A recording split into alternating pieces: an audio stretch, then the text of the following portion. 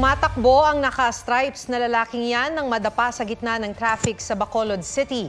Maya-maya, isang lalaking nakaputing t-shirt ang humabol sa kanya at inambahan siya ng hampas ng sisidlan ng samurai sword. Naghabulan ng dalawa hanggang sa magpambuno. Inawat sila ng mga enforcer.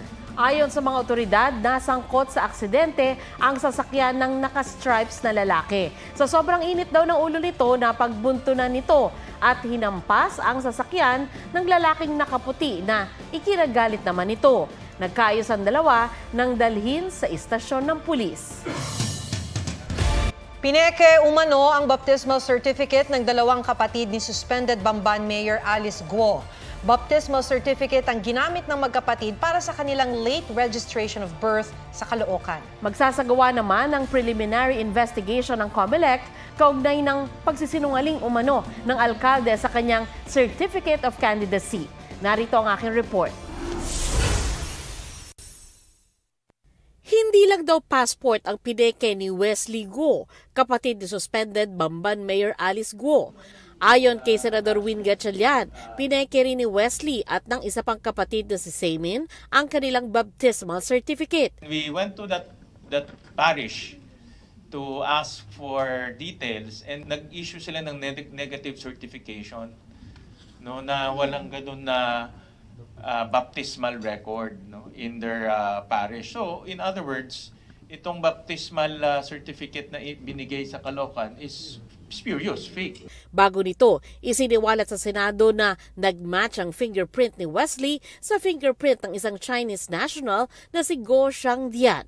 Matatandaang magkapareho rin ang fingerprint ng alkalde at ang Chinese national na si Guo Waping. Ang fingerprints na ito ang ginamit ng COMELEC nang suriin ang records ni Guo noong magparehistro siya bilang botante at ang mag-file ng Certificate of Candidacy. Adopted unanimously ng COMELEC and Bank ang rekomendasyon ng kanilang legal department na maghain ng reklamo laban kay Guo. Pinapasimulan po ang pagkukonduct ng preliminary investigation. Pinapalabas mo na ikaw ay kwalipikado, ikaw ay merong eligibility, subalit ikaw naman pala ay wala. Yan po ay isang kasong misrepresentation sa Omnibus Election Code. Sakaling makitaan ng probable cause, iaakyat ng COMELEC ang kaso sa korte. Nauna nang tinawag ng abogado ni Guo na premature ang paghahain ng misrepresentation case laban sa alkalde. Naharap din sa reklamang qualified human trafficking si Guo sa DOJ. Naglaps na ang deadline ngayong araw para magsumite ng counter affidavit si Guo na no-show sa DOJ. It was decided not to give them another extension. Yung prosecutor ay magre-resolve na ng kaso on the basis only of the complaint. Dahil naman sa pagkakasangkot umano ni dating presidential spokesperson Harry Roque sa Lucky South 99 Pogo sa Porac, Pampanga, inisyuhan siya ng Immigration Lookout Bulletin Order na DOJ. Tinawag ito ni Roque na harassment, wala raw siyang dahilan para mag-abroad at haharapin niya ang mga aligasyon. Sakop rin ng order si Dennis Cunanan, Cassandra Leong at siyam na iba pang incorporators at officials ng illegal na Pogo. Suportado ng 8 sa 10 Pilipino ang pagbabawal sa paggamit ng cellphone sa mga eskwelahan.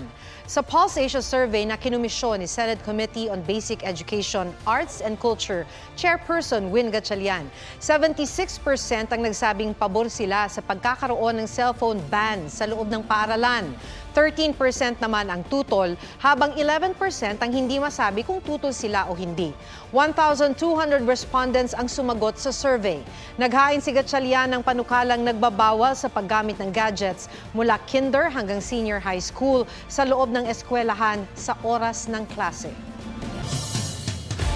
Muling isinailalim sa state of calamity ang Bataan dahil sa epekto ng oil spill. Apektado rin ang mga taga Cavite, kaya hiling na kanilang gobernador, bayaran sila ng mahigit 10 milyong pisong danyos kada araw. May report si June Veneracion. Mula nang lumubog ang motor tanker Terra Nova sa Limay, Bataan, unti-unti na ring lumulubog ang kabuhayan ni Babylin sa Cavite. Labis na napuruhan ang kita niya sa pagtitinda ng tahong at talaba mula nung mapadpad doon ang langis mula sa Bataan. Kapag naubos na raw ang kanilang paninda, hihinto muna sila sa pagbebenta. Sobrang po siya tumal, hindi katulad tulad po talaga dati. Halos wala pong bumibili. Malaking tulong daw para sa mga tulad niya ang hinihiling na danyos ng lokal na pamahalaan ng Cavite sa mga kinatawan ng MTKR Terra Nova at International Oil Pollution Compensation Fund. Mahigit 10 milyong piso yan kada araw. Batay ito sa tinatayang 350 pesos na arawang kita ng 31,000 na Caviteño na umaasa sa huli mula sa dagat. Ngunit kahit mabayaran yan, pananagutin pa rin daw ang mga may-ari ng barko. Wala ho kaming arigluhan. Kung merong pananagutan na kriminal, mananagot sila. Kabilang sa investigasyon ay kung sangkot ang MTKR Terra Nova sa umano'y paihi o iligal na pagsasali ng langis ng mga barko para makaiwas sa pagbabayad ng buwis. May ulat kasing may katabi itong isa pang barko habang matagal nang nakahinto sa karagatan ng Bataan. Sa ganung paraan, doon sila nakatenga, naabutan tuloy sila ng bagyo. We cannot make conclusions right now, no? Pero red flag siya. Marin itong itinanggi ng may-ari ng MTKR Terra Nova at may CCTV raw ang barko para maiwasan ang paihi. Samantala, nasa Limay Bataan na ang mga tauhan ng US Coast Guard at National Oceanic and Atmospheric Administration para magbigay ng technical assistance sa mga isinasagawang oil recovery operations. Ang Bataan naman na naunang isinalalim sa state of calamity dahil sa bagyong Karina at Habagat, nagdeklara ulit ng state of calamity dahil sa epekto ng paglubog ng mga oil tanker na MTKR Terra Nova, MTKR Jason Bradley at pagsalsad ng MV Mirola 1. 17,000 mangisda roon ang apektado ng oil spill. June Veneracion nagbabalita para sa GMA Integrated News. Sinagot ni Olympic double gold medalist Carlos Yulo ang mga pahayag ng kanyang ina tungkol sa kanilang tampuhan dahil sa pera. Ipinagtanggol din niya ang kanyang nobya. May report si Mariz Umali. May mga gusto lang po akong i-clarify doon sa mga interviews at mga sagot ng nanay ko po. Sa isang video na kanyang pinost sa social media, si Olympic double gold medalist Carlos Yulo na mismo ang sumagot sa mga isyu kaugnay sa pera na isa sa pinagmumula ng tampuhan nila ng kanyang inang si Angelica Yulo. Hindi niya sa akin sinasabi na na-receive niya na pala yung incentives ko from World Championships. Hindi ko pa po malalaman na na-receive niya na po yung incentives ko kung hindi ko pa po hinanap. Never ko na po na-receive yung incentives ko po na yun. At never ko na rin naman po na hiningi yun sa kanila. Sabi pa ni Kaloy, nasa kanya din kasi yung bank account ko sa monthly allowances sa pag-gymnastics ko. And nung nakuha ko na yung bank account ko po na yun, doon ko po nalaman na inuubos niya po yung laman nun. And nasa akin po yung mga bank statement ng withdrawal po. Yung principal po kasi dito wala po sa liit o laki ng amount po na incentives po na ginalaw niya, kundi po sa pagtago at paggalaw niya nang wala ko pong consent. Dinepensahan din niya ang kanyang nobya si Chloe San Jose na hindi raw gusto ng kanyang ina. Sabi niya po nagsimula daw yung hindi namin pagkakaintindihan dahil kay Chloe daw po. Opo, totoo po yun. Dahil ever since unang-una pa lang, ayaw niya na kay Chloe kahit hindi niya pa po nakikita or nakikilala in person. And mas nagkalabuan po kami nung naglagay po ako ng boundaries sa relationship ko. Kasi pinaglaban ko po si Chloe dahil gusto ko po siya. Si Chloe po may sarili po siyang income. Lahat po ng nakikita niyong gamit o yung pag-travel niya kung saan-saan po. Galing po yun sa pinagpaguran niya po. And lahat po ng bank account ko po nasa mama ko po.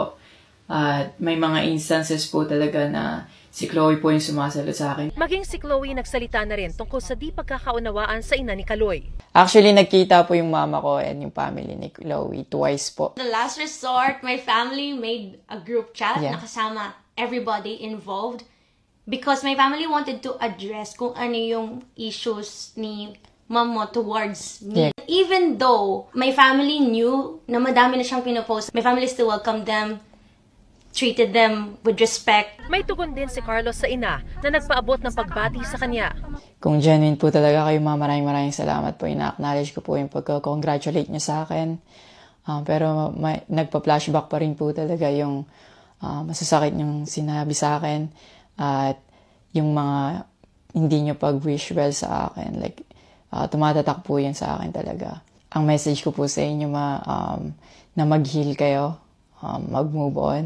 At napatawad ko na kayo long time ago po. Pinagpipray ko na maging safe kayo palagi at nasa maayos kayong kalagayan dyan lahat. Tigilan na po natin to at i-celebrate na lang po natin yung mga ginawa po ng paghihirap, pagsasakripisyo ng bawat atletang Pilipino dito sa Olympics. Mariz Umali nagbabalita para sa GMA Integrated News. Magbabalik trabaho na si Bohol Governor Erico Aristotol Aumentado. Binawi na kasi ng Ombudsman ang 6-month preventive suspension sa gobernador at ilan pang opisyal. Dahil yan sa pagtatayo ng Captain's Peak Resort sa Chocolate Hills. Huwag magpahuli sa mga balitang dapat ninyong malaman. Mag-subscribe sa GMA Integrated News sa YouTube. Sa mga kapuso abroad, subaybayan nyo kami sa GMA Pinoy TV at sa www.gmanews.tv.